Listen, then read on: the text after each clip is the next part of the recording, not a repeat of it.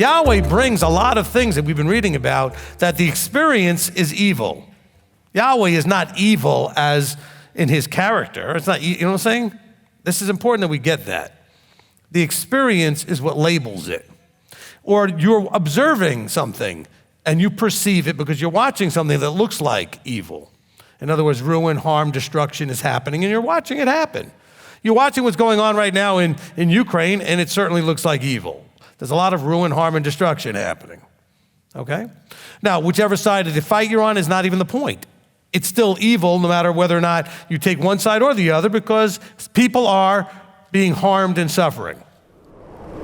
Paul has this terrible habit, it's not really terrible, but it's hard for us, of telling us a bunch of stuff and then explaining it later or making the point later that we have to now remember all this other stuff. So if you're reading it in chapter 7 and 8 and you have no idea what he said in the previous chapters, you will not understand what he's talking about, which is why you never would hear this on a Sunday. And you wouldn't have heard this in mainstream Christianity anywhere because they're not going to give you the context that's going on here. Mostly probably because they don't know, okay?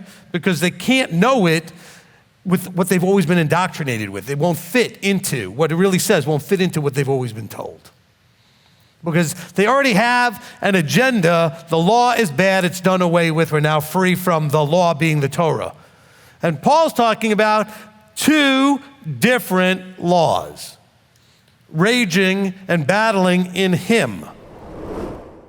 How do you die to sin? Well, what he's saying is, you, especially you Jews, you were given Torah, you know what sin is. And so if we die to sin, we're going to keep sinning? Isn't that what mainstream Christianity pretty much encourages you to do? Just take away the law, then there's no sin. I don't know what sin Christianity ever deals with, because without the law, there isn't any sin. Oh, I know you're going to get mad at me and argue with me and say, no, these things are still wrong, whatever it is, that's fine. The definition, though, of sin is breaking of the law. Without the law, the label sin doesn't go. So he's talking to people that were hypocrites. They were doing the things they were judging people for doing. And he's saying, look, remember, this is still continuing from chapter 2 now into chapter 6.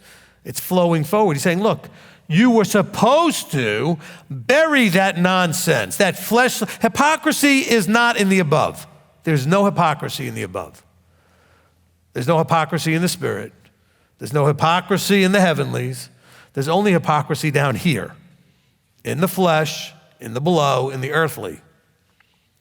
He's saying you were supposed to bury that. That was supposed to die. You were immersed into, in other words, immersed meaning you went in with him. If you choose to be of him, you died with him. So if we would bury the flesh just like he did, we would also then receive the same things that he did in terms of the resurrection. We'll be brought out and be away from the flesh. So we're not just talking about the literal resurrection that we're looking forward to at some point, but the idea of being reborn, born anew, not like the Christians tell you about being, I'm born again. This time you're born not of the flesh, but of the spirit. They say that, but they don't understand what that is. In other words, I'm now going to be spirit-minded, above-minded, Torah-minded, and not flesh-minded. That other law ruling in my body is now going to be shut up, and I'm going to let the covenantal law rule in my body, and in my heart, and in my mind. For he who has died has been made innocent from sin. This whole being made right and justification and all this other stuff is completely disastrous in the way it's taught. When you are buried with him, you are now declared innocent of the things you did before this moment. You are now not right. Okay? You are from that moment declared innocent of all previous things. But see, Christianity now says you're right, you're fine, you're good, you're in. Nonsense. Because the translation is awful. For he who has died has been made innocent from the sin that you have already done, not from ever doing it again. We all fall short on a regular basis. We all need to repent on a regular basis. This is important that we're seeing that this, remember, we don't know until chapter 8 that there's two different laws, or chapter 7 later, there's two different laws, verse 23. But he's already talking about it. And he's specifically saying, don't let sin rule over you. How do things rule over you? With things called rules, okay? Laws. Rights and wrongs according to that particular system. He says, you are no longer under that authority and the law of sin and death, which is doing things that are against Torah.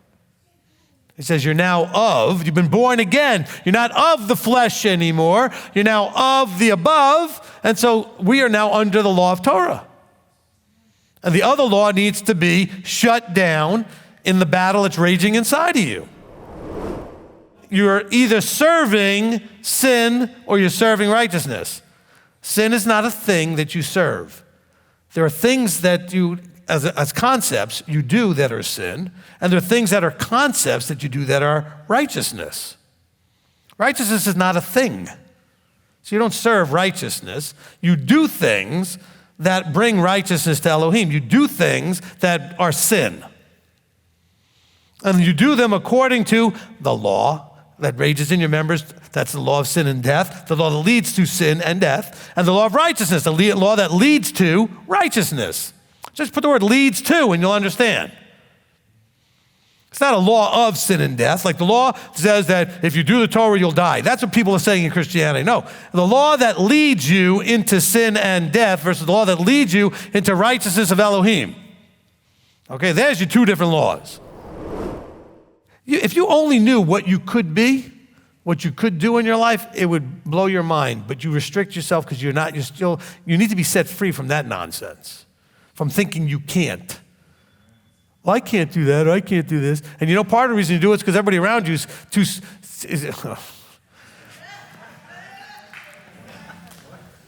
They're too ignorant to see what you can do, so they tear you down and tell you you can't. They tell you you can't. And the more you try to step out, the more they say, what's wrong with you? You can't do that. And you know why they do that? Because if you do and succeed, they will look bad.